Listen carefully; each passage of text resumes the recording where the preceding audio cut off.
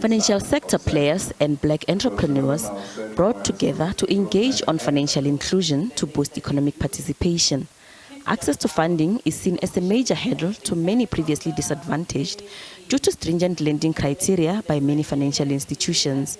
Delegates heard that when entrepreneurs approach financial institutions for funding, they are rejected for lack of collateral as they are seen as risky.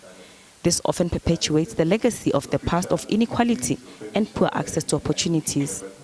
And the consequences of our inability to increase the pace of transformation are evidenced by the lack of economic growth, unsustainable high levels of unemployment, growing inequality, and the problem of market concentration that you all are way too familiar about. To illustrate this point, a report by Harvard University's Growth Lab said some things about the South African economy at a structural level that I'm going to quote below. The report says, more than a generation later, jobs are scarce and South Africa's economic potential remains unrealized. The Financial Sector Transformation Council says the Financial Sector Code can be used to improve transformation in the sector. Access to funding is a concern, and access to funding without collateral is difficult. So the previously marginalized are finding it difficult to then start businesses because of collateral.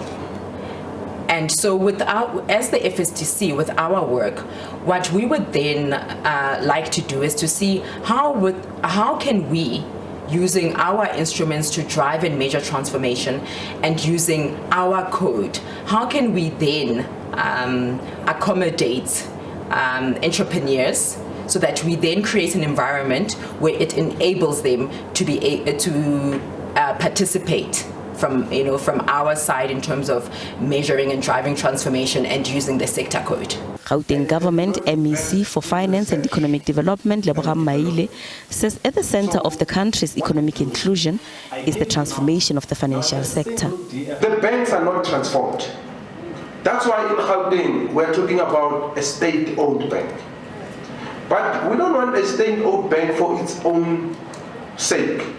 Because if we're going to wake up and establish a bank and ask people who work for government to apply and work there, and then it becomes any other state entity, and then people drag their feet there and all that.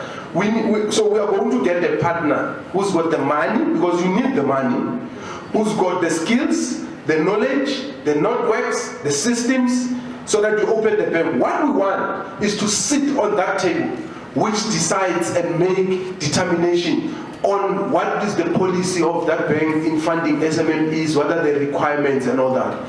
Because if we don't change the financial sector, we'll never change the structure of the economy. Gloria Safako Musi, SABC News, Johannesburg.